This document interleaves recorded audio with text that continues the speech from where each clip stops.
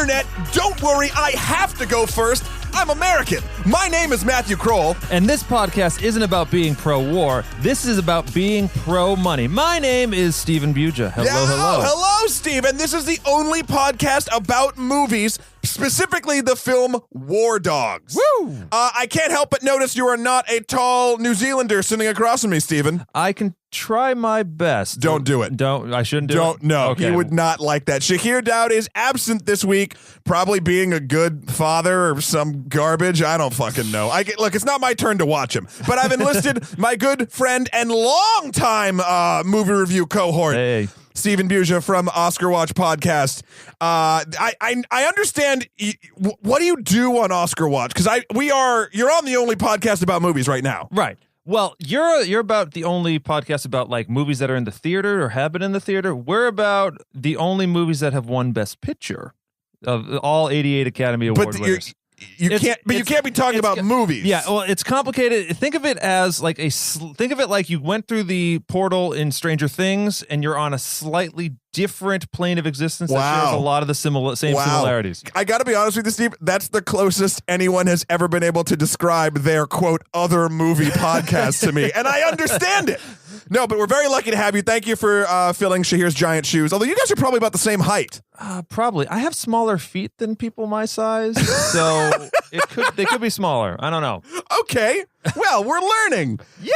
What are we talking about? Well, first, okay, if I don't do housekeeping, Shahir beats me with the bristle end of a broom. So at least he won't do it now. Basically, guys, if you like this show, how would you know you haven't heard it yet? I mean, if you've listened to it before, please go to iTunes, give us that 5 stars or however many stars your little heart thinks we should get. 5 is really great, though. Yeah, I mean, it'd be good. That helps the podcast immensely. Also, you can find us on Facebook at Only Movie Podcast.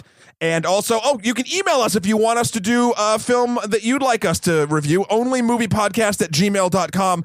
Actually, we just did a fan request, Enemy. Yeah, yes. So that was really fun. So guys, keep sending your requests in. And also, last bit of housekeeping, 1 week away. That is right. Next week, you will experience, hopefully in person, but if not, the PAX panel of our creation, Getting Good at Video Game Movies. That's GUD for good. Basically, we're going to PAX in Seattle, 6 p.m., Sphinx Theater. Gonna fill that place up with me, Shahir, Red, James Portnow from Extra Credits. Fucking fantastic panel. And we are going to fix the way Hollywood treats video game properties and creating films based on those. 60 minutes, 4 dudes, no hold barred. Fixing it. It's not as sexy as Steve described it, but it's going to be pretty fun. We're going to have giveaways. It's going to be great. So if you're in Seattle at PAX, please come check us out. If not, all of you will get to hear it anyway. So if you can't afford the plane ticket, I understand. Flights are expensive. I have been told this. You know what else is expensive, Steve? War? Yes! I knew it. See, Shahir would have been like, healthcare in the United States? I would have been like, fuck you. No, yes, war is expensive. War also never changes. War Dogs, Steve. Yes, War Dogs. This is the movie that we are talking about this week. And as an aside, speaking of war, I just want to point out that I did the math. This is actually the 5th time I've been on this show, and I'm declaring myself the unofficial only podcast about movies War Correspondent. First movie I was on, Sicario, War on Drugs. Amazing. Second movie, Star Wars, Episode 1. War on Stars. I understand. War on Stars. Third movie, Whiskey Tango Foxtrot, was about really the Afghan War. Fourth movie, Warcraft. Okay, holy fuck, dude. Fifth movie, War Dogs. That is an amazing fun fact. You are the official only podcast about movies War Correspondent. So I'll be very, very cross if you invite me for like some romantic comedy or it'll have a twist. Okay. I promise it'll have a twist. Wow, I feel like we should have helicopters like playing only when you speak. Anyway, I'm a Michael Bay movie. That would be distracting. But yeah, Steve, do you want to read the IMDb synopsis? Sure, I can do that. Okay, War Dogs. Based on the true story of 2 young men, David Packouz and Ephraim Diveroli, who won a $300 million contract from the Pentagon to arm America's allies in Afghanistan. Now, that's an oversimplification, as these sometimes are. Yes. What they also should have said is they're 2 dude bros who total dude bros go on a bit of a hangover adventure. Yeah. Oh, they totally. Which is not surprising because it is directed by Todd Phillips, he of Did he do all 3 Hangovers? He did all 3 Hangovers, and I'm psyched because I liked his stuff before. I liked Road Trip, Old School, that sort of jam. And he's he fell into what I feel like is that like pit of success. Like, oh, fuck, you did this one thing that made a shit ton of money. Guess you got to do it 2 more times because reasons. Like, you got to get paid somehow. And they got progressively worse. And I think it's because he got progressively sick of it. Absolutely. The third one was absolutely horrible. I turned it off. Guys at home, I very rarely stop a film. Like, I'll just power through it. I'll be like, at least I can say I saw it. Right. I could not watch it. Oh, it was awful. And 2 was fine because it was 1. Basically. Yeah. It was the Dark Knight of comedies. No, Hangover, whatever. Sure. But I was psyched to see him back and see something sort of like his next evolution. And this seemed like a good fit. It did. Honestly, I get him and Adam McKay confused. Who's Adam McKay? He did The Big Short, and this felt like it wanted to be The Big Short. I disagree so badly. It wanted to be fun, but also like we're taking down. We're exposing a part of society you may not always know about, and it didn't. Well, we can get into it, but I felt like he was trying, because I believe they are friends, and I think he was trying to ape the success of The Big Short, which is, I mean, I know you're not the biggest fan of The Big Short, but at least it's better than Spotlight. Oh, I haven't seen Spotlight yet. Actually, don't. I have to. It won Best Picture. No, you don't. I have to watch Go it. stay in. I have to watch it eventually. Leave your fucking dark Stranger Things portal and just skip that one. I will go to a universe where it didn't win, where Mad Max won. There we go. Oh man, that'd be a great universe. I love that universe. But it probably would have all of its food made of like sand or some garbage. It's always tricky with alternate realities. But I kind of disagree with you. I don't think this film. Okay. I think the difference is. And maybe it's their different styles, or maybe they're just trying to yin and yang it. I think this film is a comedy that's trying to be serious at points, and Big Short was a film that was serious, that was trying to infuse comedy to keep you interested at certain points. But I think the balance in both doesn't come off correctly. This one felt like it was too serious to be a comedy and too funny to be a drama. Right. It existed in this weird sort of like that was fine, but not. But whatever it was trying to say about the war and gun running and how America does arm itself it like makes a great statement at the beginning, and then it just is like, no, now we're just gonna have this dude bro movie, like you said. Right, and this is the interesting thing for me, because now I'm putting all this together that you're saying.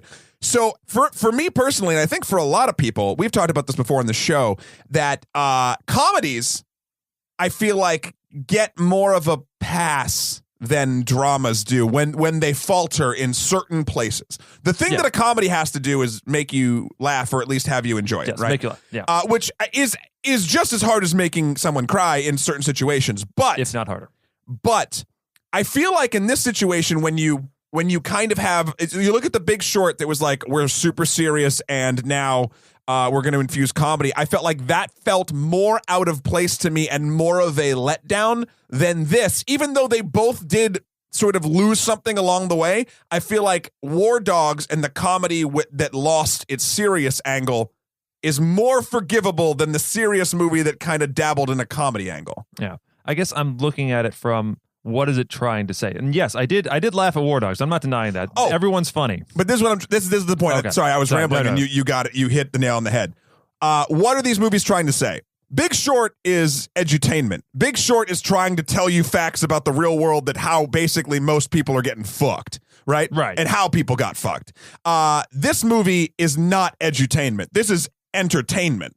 That if you pick up a random thing along the way, they don't mind, but like they definitely, you're absolutely correct. After the beginning of the film, it kind of just drops the sort of moral ambiguity of it. Right. And then it keeps it no more than like, say, what's another, Wolf of Wall Street, or like, but yeah, I think it does try to satirize it a bit, but it doesn't have a lot of bite to it because it's a lot of fun, and these guys are successful, and they ostensibly they kind of like get away with everything. Who are these guys, Steve? These guys are they are David Packouz, played by the great Miles Teller, who up and comer. I really enjoy his stuff, and except for Fantastic Four. Except for Fantastic Four, he's great in the Divergent movies. which are terrible. And Ephraim Diveroli. Yep, you got it. I was glad you read the IMDb because I couldn't pronounce this shit. Who is played by Jonah Hill. They are two 20-something guys. David played by 30-something actors. Played by 30-something actors. David is the hangover guy. He is the hangover guy who is down on his luck. He's not that successful, but he's a nice guy. And he's a masseuse. He's a masseuse. You can't get mad at a masseuse. No, their job's to make you feel good. Yeah, and then in comes this whirling dervish of a very, very large-looking Jonah Hill, who is a morally bankrupt character who whisks him on this high school pals who whisks him on this journey of small-time arms dealing to gun running to eventual Pentagon Wonder Boys. Their entire house of cards falls apart. This is based on a true story. Matt, have you read any of there's a Rolling Stone article, and I believe it was a book. Did you read either of those? I read stuff forever ago when this happened. Because this happened in 2008, 2009? The big part that this movie culminates sort of on. Yes. So the answer to your question is no. But I remember, hearing about it back then and sort of being intrigued by it, but just thinking it was just another way the country's fucking up. So yeah, but then after I saw this movie, I kind of dived a little bit deeper into trying to figure out what's true, what's not true, because as we in the movie criticism, I won't call it a business because no one's paying us, but in the hobby of reviewing movies, yes, amateurs, we would say that when a film says based on a true story, your first thought is always, all right. Your first thought should be, there were two guys with these names, and that's about it. Or maybe the names changed. And also in this one, they left out a few characters. There was an Alexander Podrisky or something like that, who was an arms dealer who was integral to the story. I think they may have just rolled him in. And then Bradley Cooper's character. Ralph Merrill, which is a financier type of guy. Who was Kevin Pollak, the Jewish laundry. Oh, interesting. So they kind of they kind of just played it up. And then of course the wife of David, played by Ana de Armas, Izzy Isabel, I'm guessing. Yes. I don't think she even existed. No, she didn't. That was fake. What else? Reports that they didn't actually do. There's a moment in the I'd say middle of the film where they do an adventurous thing. It was their big moment. We'll talk about it, but that didn't happen. Yeah, I mean, look, so how true does a true story have to be? Do you even give a shit? I generally do not give a shit. If I am watching a documentary, I will be like, this had better be majority true, vast majority true. But for this, they are telling us they are they're hanging their clothes on this skeleton. I'm losing the metaphor of this true story, and they're trying to tell their own spin on it. And reading the article, there was a lot more bureaucratic nonsense and talking and governmental meetings than broing out. So I think they wanted to make it because you are first and foremost trying to entertain, as you say. This is an entertainment piece, and they succeed in that. And I don't think the long laundry list of government contracting and handshaking and back and forth and red tape and all that, it may not make for the most exciting of drama, such as perhaps The Big Short. I enjoyed what they're doing. I enjoyed the style in The Big Short. Really, well, they had to spice it up because it was all boring number. Exactly. You know what I love about Big Short? I will give it this. I'm sorry we keep going back and forth. No, it's fine. But the central plot to The Big Short and how the housing market and crisis happened was that the facts people needed to see were so long and so boring, no one bothered to look.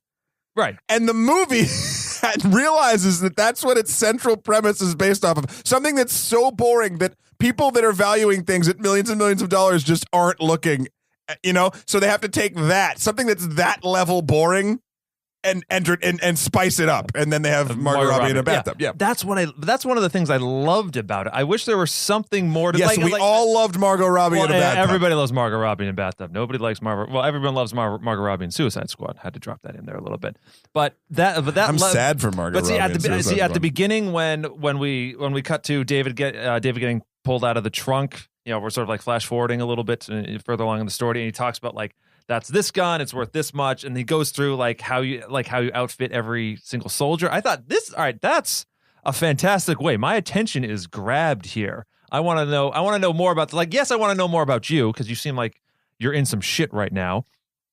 But I want to know more about this world and this little bit with this same sort of style and energy, and it didn't come back. And I guess I was a little disappointed because then we just focused on these two characters, and I don't think these two characters were written strong enough to really like make a compelling movie. It was a fun movie. Sure. I enjoyed myself. I'm going to spoil it and be like, yo, you should go see this movie if you want.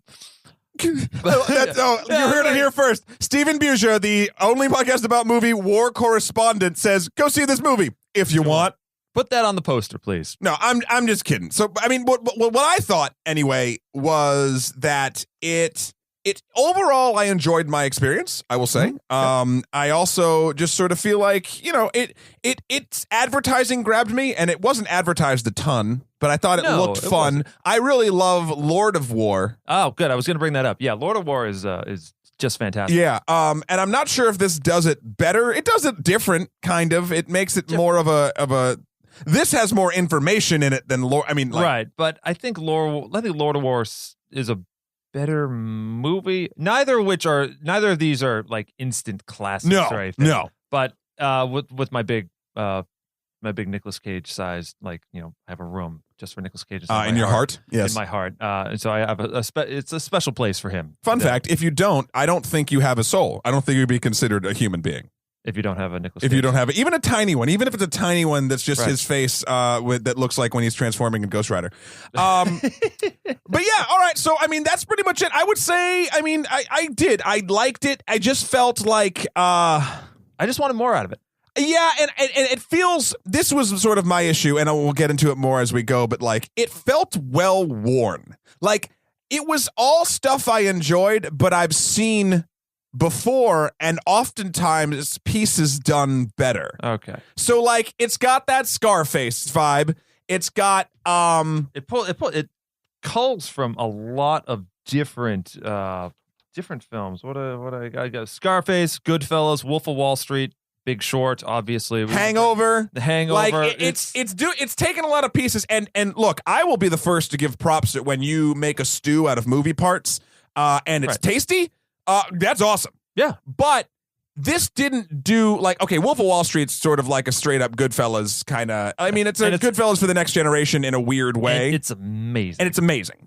I mean, that's obviously Scorsese and that's another different ballgame. But like this, I went in with expectations I feel that were exactly where they should have been, and it hit my point, and I liked it. So that's kind of that. I know I'm not being like, it was like, well, this doesn't sound any better than Steve's. Go see it if you want. And you're right. But we'll get into it. Let's just get into spoilers, and we'll kind of walk through this war-torn film. Okay. So you've been warned. Spoilers now. It's happening. So. Like we said before, Miles is a massage therapist. I'm sorry, David. I'm back and forth. Actor name, character name. And his high school bro comes back, Ephraim, who is for a funeral, right? They're at a funeral and he sees him. Right. And apparently Ephraim had gotten David into a shit ton of trouble in high school. They got arrested once, and like none of his friends liked him. No one liked him but David. Right. But and that's understandable because I didn't really like Ephraim. I thought There were times like at the beginning I was like, oh, you're the character this other character needs, but that was literally all you ever were. Well, so when he comes back into his life, and I get that. I have had that friend who is a super good time, but real bad for you, especially in high school. Yeah, he brings you on podcasts and stuff. What? Okay. Okay. We're going to go. Okay. Yep. Yeah. We've only been arrested once, Steve. And we'll never talk about it. Never. We promised. Over the grave of that Indian man. Okay, too much. Too much. Sorry, Native American. God. Oh, my God. Okay, let's see how I can get this back on track. So we've all had that friend. Apparently, I'm Steve's. And so, I mean, that's something that's instantly relatable. I'll say this about Miles' portrayal of David. Miles, for me, as an actor, is serviceable. I don't particularly love him in anything I've seen. But like, it's hard for me to get behind him. One, because he never feels genuine to me often. Except in what was he in that was the great movie? Whiplash? Yeah, that felt genuine to me. So like, I know he's got it in him. Right. But like, I've also heard, and this is just rumor and hearsay, like people have mentioned, that I don't have this firsthand, that he's also a bit difficult to work with. I can yeah, sure. And so like, no matter if he's trying to be vulnerable or likable or whatever, like it just seeping through is always just like, I get that like holier than thou vibe from his performances, even when he's not like, and that's great for a character that's supposed to be like that. But when you get to this guy who's like supposed to be a loving husband and then this, that, and the other thing and blah, blah, blah, it didn't hit for me. Right. He strikes me as a director's actor in that he will rise to the level of the director you have, but he's not, which is a skill on its own, which it's a great, when you're a working actor, that is one of the good things. You might not excel, but I think he may have it in him to become like this, like he'll elevate the material. He doesn't elevate the material here because it's the script is kind of underwritten for him, both him and Jonah Hill. Right. So they go around, and all of a sudden, David is enamored by his old friend's lifestyle. They go to like try to score some weed, and some dudes outside of a hotel room like do the old like, yeah, I got your weed right here, 300, and they take it, and then they don't give him the weed, like that instant like, oh, what the fuck are you talking about? And Jonah Hill's like, all right, and he walks back, and you've probably seen this scene in the trailer where it's him just shooting an automatic rifle in the air, and they all just scatter. And that was the moment where David, I think, realized, he remembered deep down, like, his friend is kind of nuts and doesn't take any shit. And David has done nothing but take shit since high school. He's a massage therapist, and there's a scene in the beginning where like a guy's like, oops, drop my towel, like that sort of nonsense. So when Jonah Hill asks Miles to work for him, of course he's going to say yes. Of course he's going to say yes. Because Miles Teller just learned that his wife is pregnant.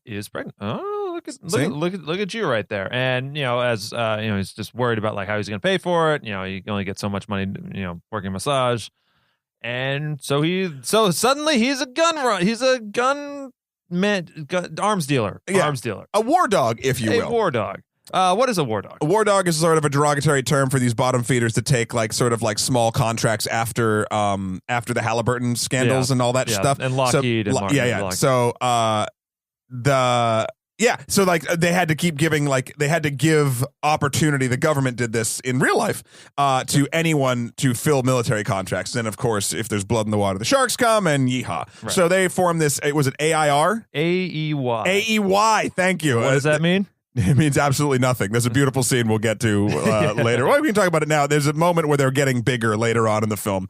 And oh my God, it's such a fun moment when someone's like, what does AEY? What does AEY stand for? And the guy's like, and Jonah Hill's like, what? He's like, what does AEY stand for? He's like, fucking nothing. What the hell? And he basically gets in this big sort of like argument almost with himself and fires the dude. Yeah. And it just sort of further implements, Jonah Hill's character's sort of spiral into badness. But that's a little bit later. This is right when the two characters are just starting off, and they're just doing it all on their own, with the exception of the financier of the Jewish laundromat owner. Right.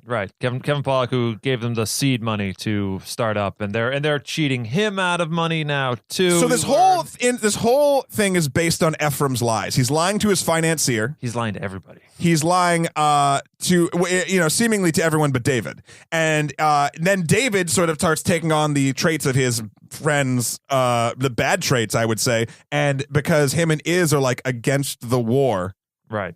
He lies and actually tells her that he's selling bed sheets through Ephraim's company. Side note, he had this really dumb idea to try to sell bed sheets to, he spent his whole savings on bed sheets to old folks' homes. Yeah. It's actually not a terrible idea, but it gets cut down pretty quickly. Well, yeah, I mean, they to think that, old folks' homes would like to spend money is kind of insane. Right. But it's it's the thought that counts. Yeah, it shows he's got some entrepreneur. Sure, yeah, it's a good character. Hustle. Yeah, even if he does it wrong, he at least is trying. Right.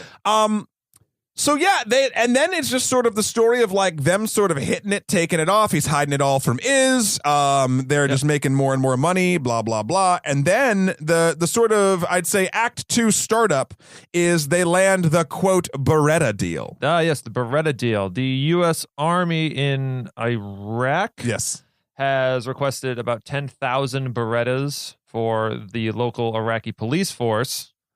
And good gun. Oh yeah, it's a fine gun, Italian. Yes. And unfortunately, the deal, which goes through, gets held up by the whole fact that Italy can't ship guns to Iraq because legal reasons. So we are introduced to this new concept called circumvention, in which it's essentially the Big Short idea of like we're shuffling money around and bad debt, bad deals to another thing to make it look fine. They're laundering guns, more or less, and they send them through Jordan. It gets held up there, and that's when they have to fly to Jordan themselves, and through a slight fun miscommunication, they end up having to run the guns, not just deal them, but they have to take them through the triangle of death, through the Iraq-Jordanian border. Easily my favorite part of the movie was this whole thing, because up until this point, they've just been desk jockeys. Yeah. And they've been making money. And then this deal is the biggest one they've scored, and when they land it, the general calls and is like, please tell me you heard about this new legislation. And when they landed the deal, they had no idea that Italy, this is a brand new law. Correct. And David wasn't so seasoned as to like be up on to catch up on it. Law.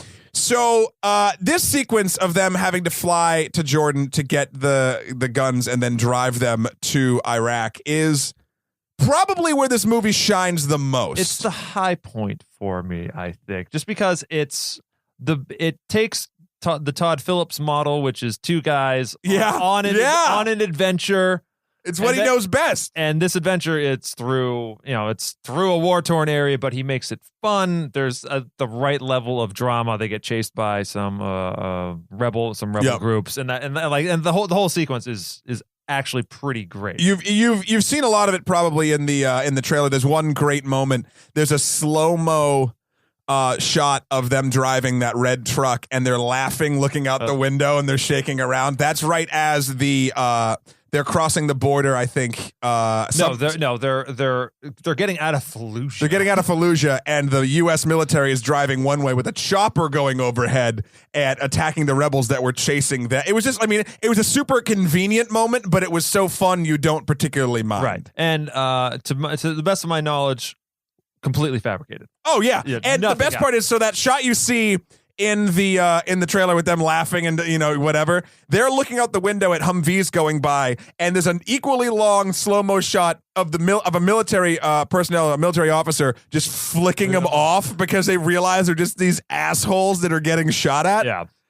Oh, it's so good. But the point is, they deliver the guns. They get mad respect from the general and the government, and they get a ton of money. There's just like $12 billion sitting in the back of this room that they just like, we just confiscated this from Saddam. And this is this is something that I didn't know, and I hope this is true because it makes sense. Is that the military is nicknamed Saddam the Godfather, or at least at that point, because it's just all of his money, and they just pay people with all the money that Saddam Hussein had. Literal, they don't cut him a check. There's like, here's some duffel bags. And they go back with duffel bags full of cash, which is nuts. Yeah, which is crazy. And so that puts them on the map. Yes. They start making a little more deals. And as any procedural video game player knows, as you level up, you get to buy more weapons to fight the bigger monster, to level up again, to buy more weapons to fight the bigger monster. But in this case, the monster is success, and you and your and the lies you have to tell to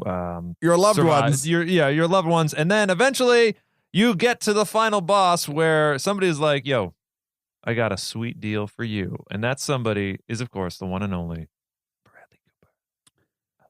That is right. So they go. I was watching you, and you should have seen it, listeners. Steve was getting a little bit dreamy-eyed when he said Bradley Cooper.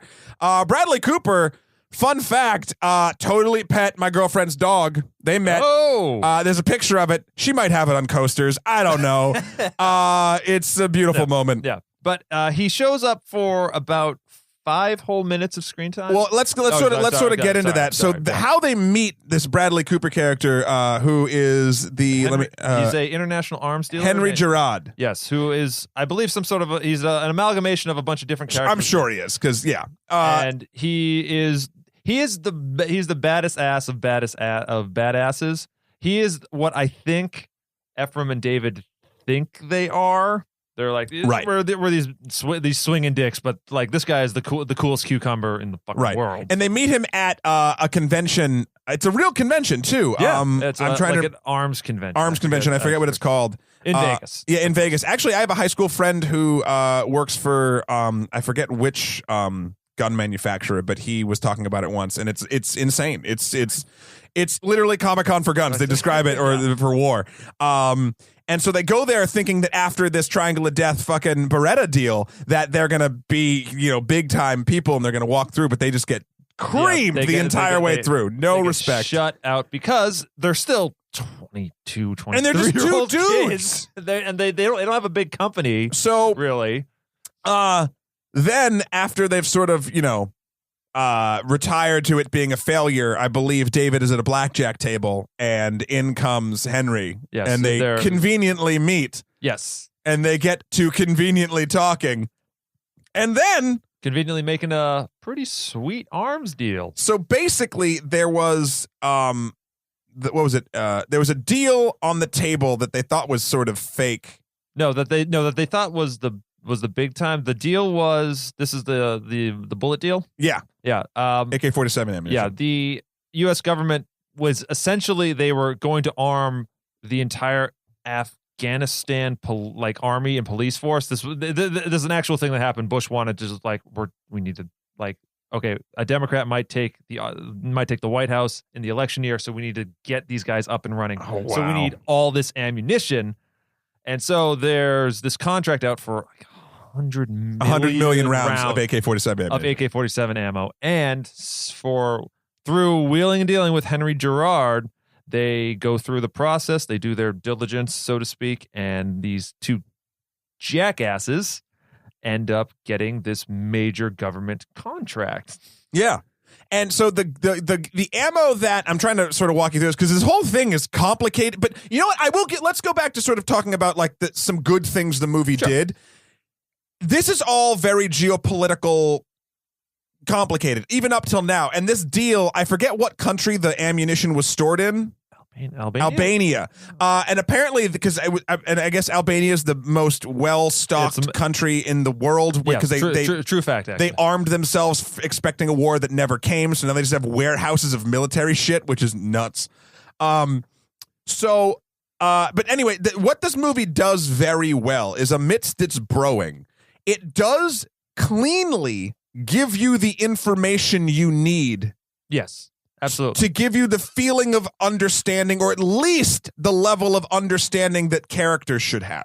Yeah. You're not getting a geopolitics course, but you're getting the meat and potatoes enough where you're like, I understand what's going on. I understand, for instance, why they can't get the Berettas out of Jordan, even though they could go from Italy to Jordan. Like, you get it. And sometimes with these movies, they move so fast that you blink and you miss something and whatever. So this movie's pacing and its sort of instruction, I should say, worked well for me. Yeah. It helps that it's not actually about it's not about the politics per se. It's about we know exactly what we need to know for our characters to succeed or fail. Yeah. Depending on the situation.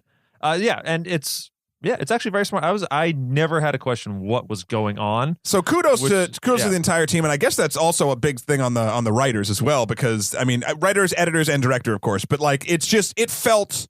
it felt clean. I always knew where I was. Yep. I always knew what was happening, and they had enough of ticking clock scenarios where they had to get this by. I understood the stakes at all times. Yes. And that is something that, surprisingly, a lot of larger films just don't do. Like Suicide Squad? I don't even know what the fuck that is. What is that? No, I do. I'm sad.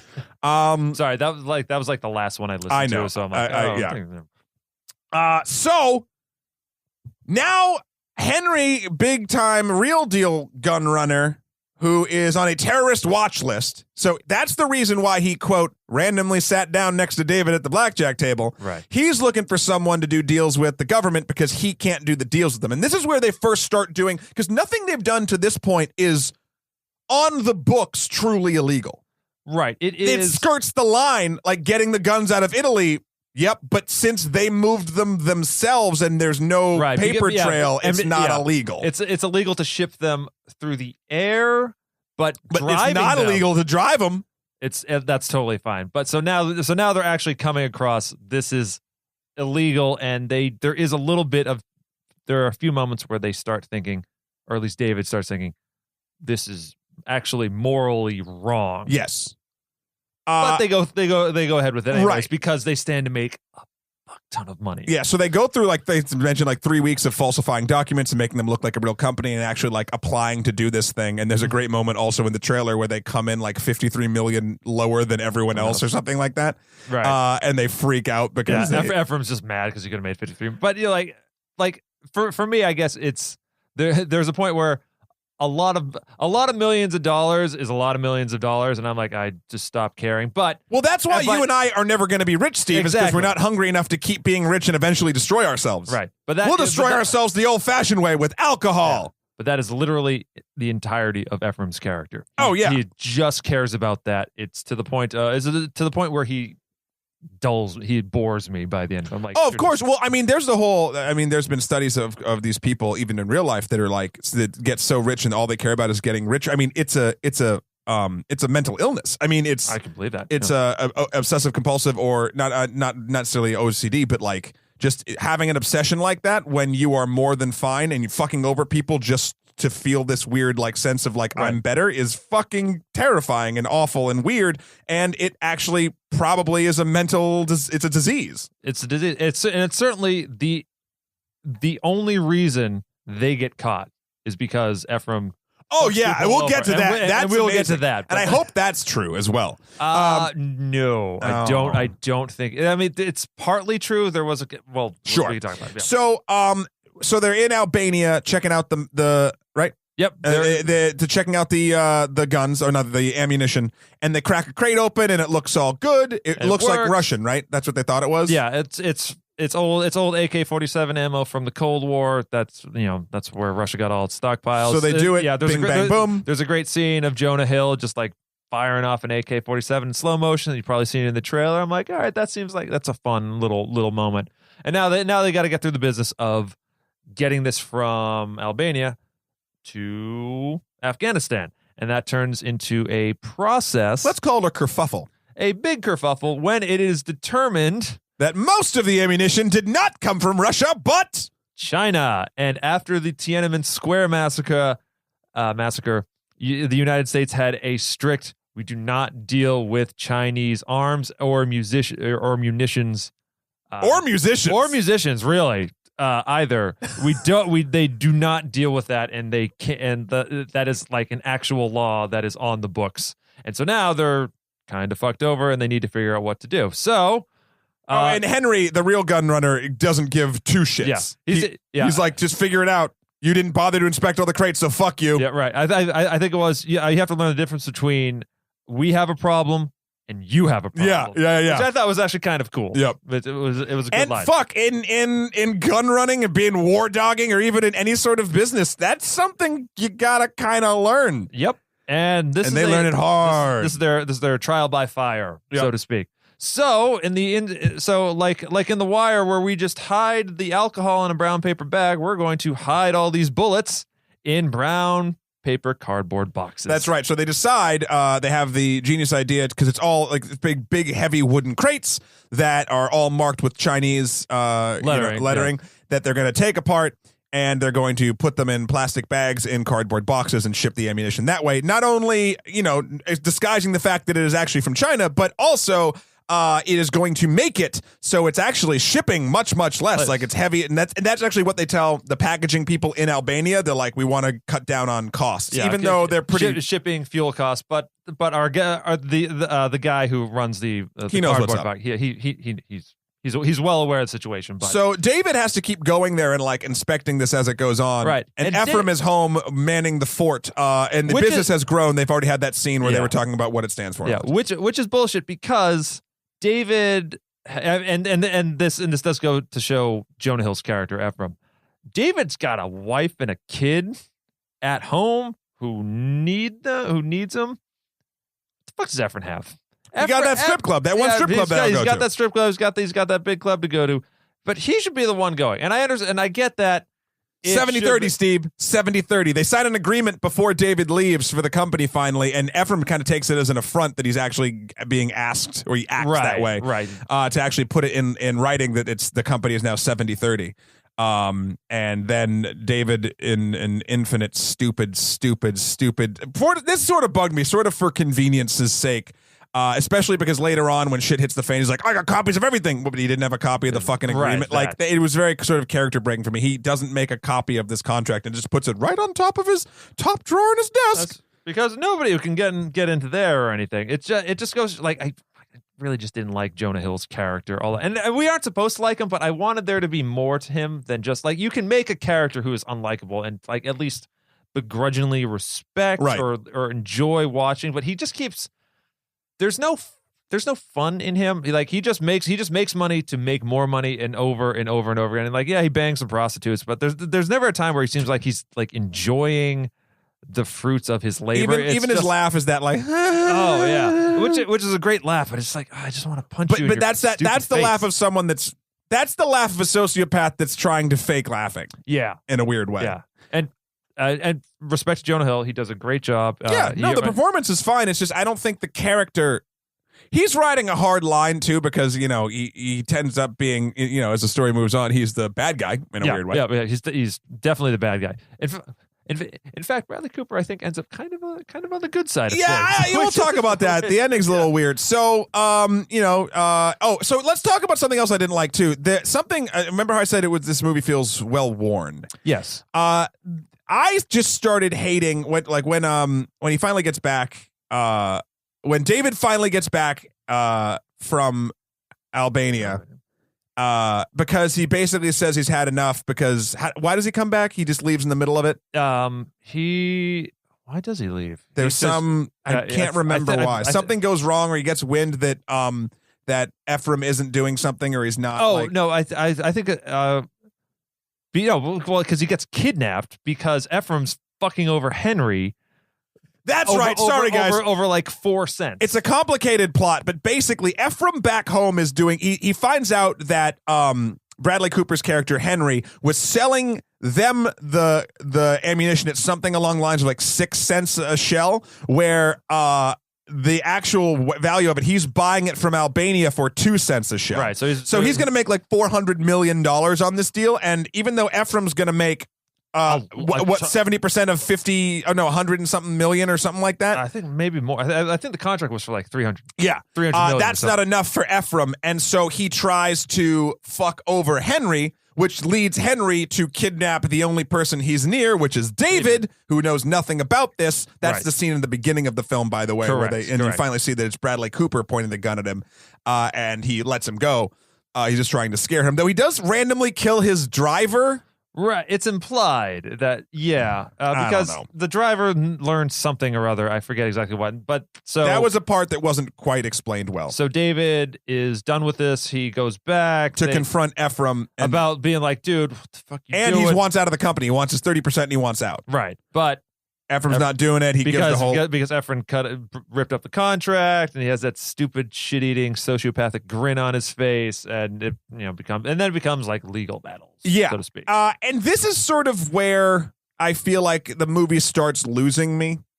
Mm-hmm. It's basically like this whole thing where like David leaves for an undescript amount of time. Oh, he gets back. This is the other thing that bugged me. This movie does the well-worn bullshit of like, even when they go through this triangle of death, he lies to his wife, and then she finds out, and she's like, "I just don't want you to lie to me. Like, don't lie to me, and we're fine." And then he lies to her again, and then she even finds out. This is the weird part.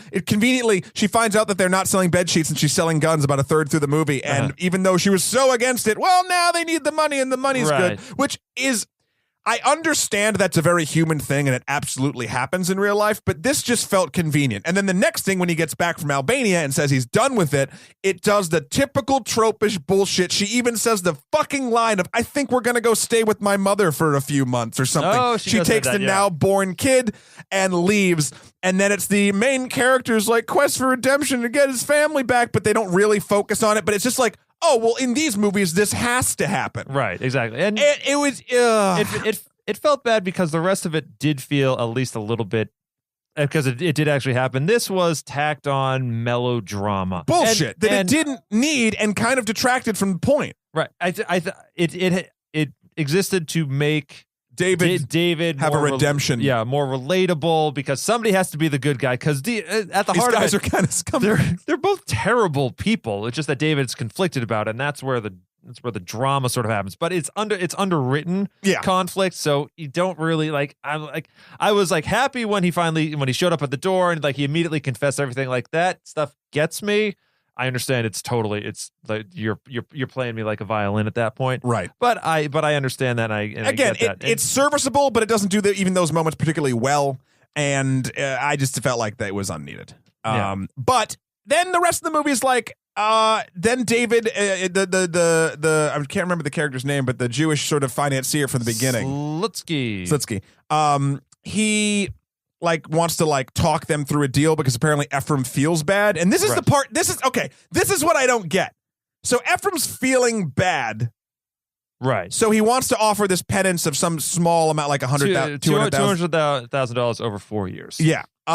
To David, and the laundromat owner kind of brokers the deal. Right. And then David freaks out, doesn't take it. He's like, I have copies of everything. I'll da-da-da-da-da. And then he's like, I'll take you down. And like, you'll take us down. Yeah. And there's that whole moment. But like that, it was like, okay, you didn't make the copy of the one document that gets you all the money, but you have copies of all these documents. That doesn't make sense from a script standpoint to me. Also, this is where it just starts like, I don't give a shit. Like it's against character for David to be so prepared. It's against character, and maybe he was lying, but it's against character for Ephraim to want to even offer a penance. No, I think that's within his character. How? Because he's, I don't think he wants to rock the boat so much. He just wants to get this guy off his back, and he will. But he wasn't on his back. He just left. He just left. But I think he understands that there could be more shit coming, and he's just like, I'm going to give him the bare fucking minimum. I think out of some weird notion of friendship, and those are air quotes right there. I would argue actually, if it is in character, it's actually a power move, because so David, his one friend, quote air quotes again, and main lackey basically this entire time is now gone, and he doesn't have anybody to fill that role. So he wants to get that power back at least for a moment and be like, oh, well, I'll give him this. So exactly. So that's probably why. Everything Ephraim does the power move. But we learned that Slutsky, Kevin Pollak's character, has ulterior motives for that we'll come to a bit later. I mean, we can come to it right now. Basically, he's wearing a wire during this deal. Yep. Because he was getting fucked over, so he fucked them over. Right, yeah. The Fed started an investigation, and they got everything handed to them on a silver plate. Yeah, and they get arrested. And then for some reason, this is, again, I don't fully understand why, Ephraim goes away. 4 years.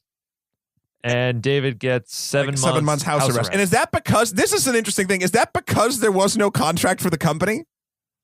No, I think because it happened because David did plead guilty to it, to all the crimes, so for a reduced sentence, and he probably also turned state's witness or something like that on Ephraim, and which also, by the way, 4 years for the shit they did. I feel like you get more for like weed if you get busted a third time. Oh wait, I'm sorry. Are you thinking that the criminal justice system and the way courts work is fair? I'm sorry. I'm just on my side of the Stranger Things portal, and it's kind of nice over here. Don't come over here. I mean, I know you're on vacation, but just go back as soon as you can. Is there healthcare over there? Is there everywhere? Fuck. But there are monsters that will come and eat you. I'll take it. Take it. That's cheaper. So then comes the moment that really didn't fit for me. And it felt like a moment where it basically felt like, oh, we have Bradley Cooper in this movie. We didn't have him in enough. Let's give him one more. So David goes back to being a masseuse. Okay. And he's liking it. Enough. Yeah, he's over the life of excitement. And he basically goes, gets called, and it's Henry who calls him in. And he comes in. He's like, kid, if I wanted you dead, I would have killed you already. So he comes in and they talk. And for some reason, and I don't know if this is true or not, but like David starts asking him a bunch of questions, and he then at the end of it, Henry gives David a briefcase full of money, and he says no more questions, and that's sort of the end of the movie. What did you think of that scene? I thought my initial thought was, I don't think they knew how to end the movie, because it felt like a weird little thing. And then I started thinking about it, and I go, this is Henry. I think there's a bit, not necessarily hush money, but I think he's honestly giving David a little bit of what he's owed, because Henry is in some way a nicer guy than Ephraim. Like he's giving David this money, basically with the only caveat being, don't ask what happened to the driver, or anything like that. Which is a kinder thing than Ephraim ever did their entire 3-year new relationship. Well, he seems like the sane gun runner and the one that's going to keep running guns because he realizes that this briefcase full of money, while it's probably so much for David at this point, is nothing to him. And that's the point when it's almost like a weird black market philanthropy in an odd way. He says this line when he's asking questions, and I think it sort of fits the exact sort of character that he is, Bradley Cooper's guy. He says, I'm not a bad man, but in certain situations, I have to think to myself, what would a bad man do? Right. So he's a chameleon. I'm going to, again, heavy air quotes, in a healthy way, where Ephraim was a chameleon to just totally fuck people over, where Bradley Cooper's character was a chameleon to help himself. And if that kind of fucks people over, so be it, but it's not the same thing. Yeah. But I think Bradley Cooper, his character, Henry, understands that you need to pay your people, because the reason why they get fucked in the first place is because Ephraim wouldn't pay the cardboard box guy $100,000, which is nothing on this deal. Yep. And so he just said, by the way, it's a mental illness. This level of greed. But the reason why Henry Gerard is so successful is because he pays people. He pays people, and that's the great divider. That's what's going to make this whole operation one, because it is still, at the end of the day, an operation that needs to happen whether we want it to or not. Henry just plays the game a bit better. He's on the terrorist watch list, but he's still he's like one of my favorite characters, and I think that could just be because he's Bradley Cooper. But he had more than 11% of a plan. Yeah, so that's War Dogs. That's War Dogs. Overall, Steve, should people see this film? What did I say? If you want. You gonna stick with that? No. You should go see this film. We're in the doldrums of summer right now, basically ending. It's a solid piece of entertainment. I think it is not as satirical or as biting as it wants to be, but it's got two fine performances from Miles Teller and Jonah Hill. Bradley Cooper's in it. It's got some great moments. It just, I don't know if I'll ever revisit it again. Right, like I do the original Hangover or Old School or something like that. Just it. Yeah. All right. No, I mean, I agree to a point. I think it's better than a lot of stuff at the movies currently. Still filled with a lot of musical montages, though. But used right. There's nothing. It was the right amount. I don't know. Let's not get into fucking Suicide Squad territory. The parts that work for me of this film really do work for me. That might be because I've seen those parts a lot of times in a lot of different places. Performances were solid. Writing makes the well-worn territory at least feel real and kind of funny at a lot of points. But context-wise, you have seen this movie before. This is like a reshuffling of the deck, as it would be. So, it's nice guy in a normal life gets sucked into a lucrative, dark business with a sleazy friend, and then a disapproving yet oddly always supportive wife goes and stays with mom for a while. You know, that whole bullshit we talked about. Then the misadventures get the protagonist more established and comfy in their life of crime. And then bigger fish come in to stir the pot. And then the friend fucks over the slightly more innocent friend. Then cops. Then it's all okay for the nice guy. We've seen this a ton of times. Right. But that's not necessarily a bad thing. You can as long as you whatever story you're trying to tell, if it is well worn, you can tell Hamlet hundreds of different ways. It's still the same Hamlet. It's all in the presentation and how you approach it. And this movie approaches it fairly well. Maybe it could have been better. It could have been edgier, just more satirical with a little more bite to it.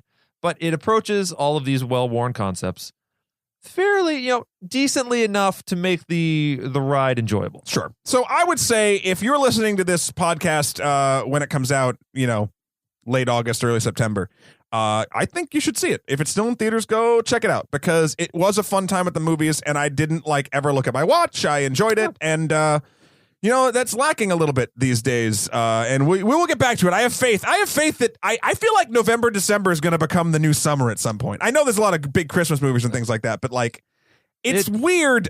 I don't get it. The beginning of it wasn't even beginning of summer. It was April was Civil War. April Civil War. Yeah, everything's getting pushed earlier and then late. It's pulled earlier. We got Star Wars coming out in December now. So yeah, the Christmas season's a big time for movies. Yeah. And plus we also have a lot of the I assume the more art house Academy Award films coming up, which should make this summer, which I think has been less than good. Less than stellar. It's been fine. It's been fine. This movie season has been fine. Everything's fine. We're good consumers. Yeah.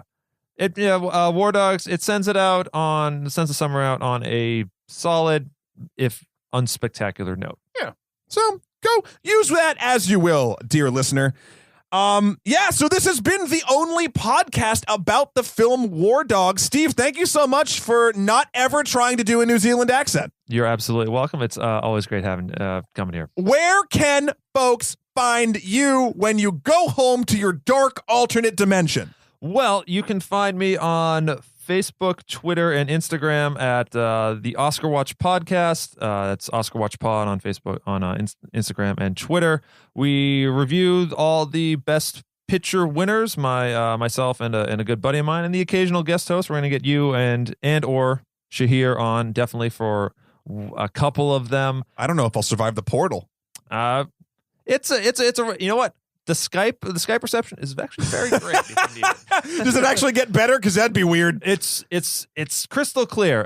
We got next up. If you're listening to this right now, we got No Country for Old Men on tap. Nice. So guys, check that out. You can find me and my life and works at Matthew Kroll, MATTHEWKROL.com. You can also find me on Instagram as Skeletor 4 PREZ or on Twitter at Emperor MSK. And you can always email the only podcast about movies at onlymoviepodcast@gmail.com. Let us know what you think of the show. Tell us, did you like War Dogs? Did you hate the tropes that you saw over and over again? Or do you just love violence? Let us know. Also, requests. We've been doing some requests. And, of course, next week, Steve, the big one, we're going to be at PAX, like I said, 6 p.m. Friday night, the 2nd of September. Sphinx Theater, 1 hour, getting good, GUD, at video game movies. We're going to fix Hollywood, Steve. But you have terrible grammar. Why is it GUD? It's the gamer thing. It's like the lead speak and the bullshit. You know it. Stop acting like you don't fucking know this shit. All right. Also, please rate us on iTunes. We would love you forever. Write a little review. Whatever stars you like. I know I said 5 before. That was a little greedy at the beginning, and I'm sorry I came off as needy as that. Needy and greedy. But this whole review's been about greed, Steve. It has. So guys, thank you so much for listening. We will be back next week with our live show that you'll listen to, probably recorded. All right. See you guys later. Bye, everybody.